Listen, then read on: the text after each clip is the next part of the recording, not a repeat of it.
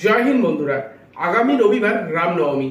এটা একটা ধর্মীয় অনুষ্ঠান হলেও কিন্তু বিগত কিছু বছর ধরে বিজেপি এই রামনবমীকে যেভাবে নিজেদের রাজনৈতিক স্বার্থে ব্যবহার করে চলেছে সেটা কিন্তু কেউই অস্বীকার করতে পারবে না।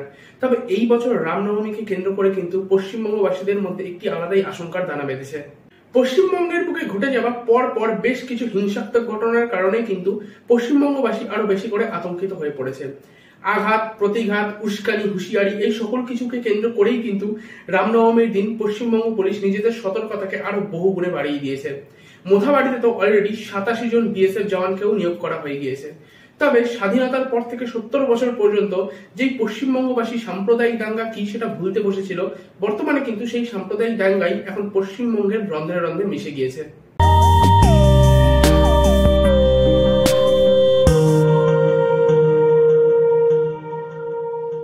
সম্প্রতি মোথাবাড়ির ঘটনা আমাদের সকলের সামনে উঠে এসেছে। সেখানে হিন্দুদের দোকানপাট, বাড়ি ঘর সবকিছুর উপরে কিন্তু ভাঙচুর চালানো হয় এবং যারা এই আক্রমণ করেছে সেই আক্রমণকারীদের পক্ষ থেকে বলা হয় যে মোথাবাড়ি মসজিদে নামাজ চলাকালীন নাকি মসজিদের বাইরে কিছু মানুষজন হাই ভলিউমের ডিজে গান বাজিয়েছিল এবং তারা বাইরে থেকে বেশ কিছু আতশবাজি মসজিদের ভেতরে ছুড়ে মেরেছিল। কিন্তু পরবর্তীকালে কংগ্রেসের নেতা সায়েম চৌধুরী জানান যে সম্পূর্ণ নাকি মিথ্যা অভিযোগে মোথাবাড়িতে হিন্দুদের উপরে অত্যাচার চালানো হয়েছে।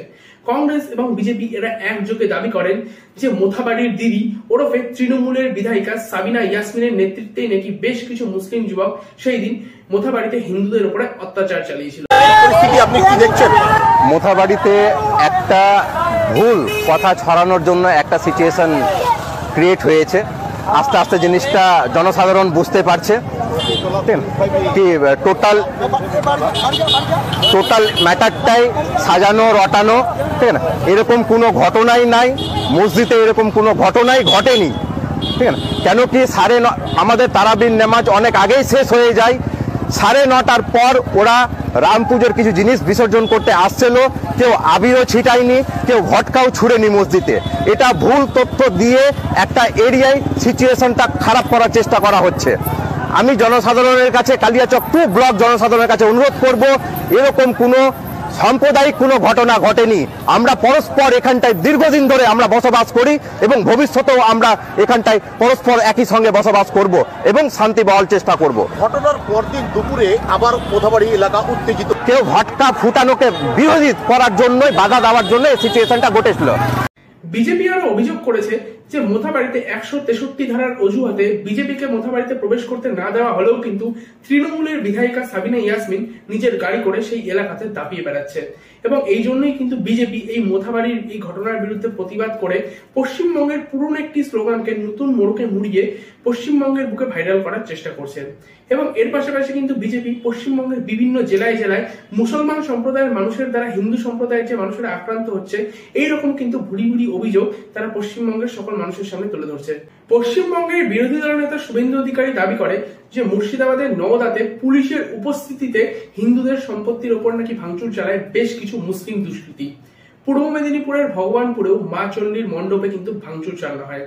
পশ্চিমবঙ্গের বিজেপির রাজ্য সভাপতি সুকান্ত মজুমদারও একটি পোস্ট করে জানিয়েছেন যে দক্ষিণ দিনাজপুরের জাহাঙ্গীরপুরে যেখানে একটি মা শীতলার মন্দির ছিল, সেই মা শীতলার মন্দিরের ভেতরে ঢুকে কিন্তু ভাঙচুর চালিয়েছে বেশ কিছু দুষ্কৃতী, এমনকি তারা মা শীতলার মূর্তিটা পর্যন্ত ভেঙে দিয়েছে। এবং পরবর্তীকালে যখন পুলিশ সেই স্থানে পৌঁছায়, পুলিশ কিন্তু সেই সময় ভাবাবেগে আহত গ্রামবাসীদের উপরেই পাল্টা জুলুম দেখাতে থাকে। এখন এই বিষয়টাকে অনেকেই এভাবে দেখতে পারে যে মুসলিম সম্প্রদায়ের মানুষেরা মারছে এবং হিন্দু সম্প্রদায়ের মানুষেরা মার খাচ্ছে বা হিন্দুরা বিপদে রয়েছে, কিন্তু আমার মতে বিষয়টিকে একটু আলাদাভাবে দেখা উচিত। একটি গণতান্ত্রিক ধর্মনিরপেক্ষ দেশে না তো কেউ কাউকে মারতে পারে, না তো কেউ মার খাওয়ার পর বা অত্যাচারিত হওয়ার পর নিজের প্রতিশোধ নিজেই নেবার জন্য আইনকে বুড়ো আঙ্গুল দেখিয়ে নিজের হাতে অস্ত্র তুলে নিতে পারে। আর এইসব ঘটনা যখন একটি সভ্য সমাজে ঘটে সেটা কিন্তু নিঃসন্দেহে প্রশাসনের ব্যর্থতা। এবং শুধুমাত্র সামান্য কিছু মানুষের উস্কানিমূলক মন্তব্যের জন্যই যদি পশ্চিমবঙ্গে বারংবার এরকম দাঙ্গা ঘটতে থাকে, তাহলে তো পশ্চিমবঙ্গের পুলিশ এবং প্রশাসনের সঙ্গে যুক্ত মানুষদের নিজেদের চাকরি ছেড়ে দিয়ে এবার ফুটপাতে গেঞ্জি জাঙ্গিয়ার দোকান খোলা উচিত। এবং আমাদের রাজ্যে পুলিশ প্রশাসনের কাজের এমনই ছিরি, সেটার একটি উদাহরণ দিতে গিয়ে বিজেপি বলেছে যে মোথাবাড়ির এই সাম্প্রদায়িক দাঙ্গার জন্য পুলিশ যেই 34 জনকে গ্রেপ্তার করেছে সেই 34 জনের মধ্যে নাকি 21 জনই হিন্দু। অর্থাৎ বুঝতেই পারছেন যে মোথাবাড়ির যে ঘটনাতে হিন্দুরাই আক্রান্ত হয়েছে, বিজেপি দাবি করছে সেই হিন্দুদের উপরেই নাকি পুলিশ পরবর্তীকালে এফআইআর দায়ের করছে এবং পুলিশ নাকি পরবর্তীকালে সেই হিন্দুদেরকে গ্রেপ্তার করে জেলে পড়ে দিচ্ছে। পশ্চিমবঙ্গ সরকারের আইনজীবী কলকাতা হাইকোর্টে দাঁড়িয়ে বলে যে মোথাবাড়িতে মাত্র নাকি 2টো দোকান ভাঙচুরের জন্য সেটাকে এত বড় ইস্যুতে পরিণত করা হচ্ছে। তবে পশ্চিমবঙ্গ সরকার বা পশ্চিমবঙ্গ পুলিশ প্রশাসনের পক্ষ থেকে এই মোথাবাড়ির বিষয়টিকে যে ধামাচাপা দেওয়ার একটা চেষ্টা করা হচ্ছে সেটার অনুমান কিন্তু এখন ধীরে ধীরে করা যাচ্ছে। তবে মোথাবাড়িতে অলরেডি কেন্দ্রীয় বাহিনী কিন্তু মোতায়েন হয়ে গিয়েছে এবং যেটা নিঃসন্দেহে কিন্তু আমাদের পশ্চিমবঙ্গের পুলিশ প্রশাসনের একটি বড় ব্যর্থতা বলা যেতে পারে। আর এইসব ঘটনাগুলো যখন পশ্চিমবঙ্গের বুকে ঘটছিল তখন কিন্তু আমাদের রাজ্যের মাননীয় মুখ্যমন্ত্রী এখানে ছিলেন না, তিনি ছিলেন লন্ডনে। ফিরে আসার পর তিনি রেড রোডে ঈদের অনুষ্ঠানে সম্মিলিত হতে চলে যান এবং ঈদের অনুষ্ঠান মঞ্চ থেকে তিনি মুসলমান সমাজকে নিরাপত্তার আশ্বাস দেন এবং এর পাশাপাশি তিনি মুসলমানদেরকে বলেন যে ওরা কিন্তু আপনাদেরকে উত্তেজিত করার চেষ্টা করবে কিন্তু ওদের ফাঁদে পা দেবেন না। তো মুখ্যমন্ত্রী মমতা বন্দ্যোপাধ্যায় ঈদের অনুষ্ঠান মঞ্চ থেকে ঠিক কি বলেছিলেন চলুন শুনে নিন। आप लोग कोई भी प्रोवोक करेगा, हम दंगा फसाद नहीं चाहते हैं, लेकिन आप उसको पाए में पा मत लगाओ। ये उसका प्लान है, ये उसका प्लांटेड गेम है। एक गेम में आप पा मत लगाओ, उसको छूना भी नहीं चाहिए।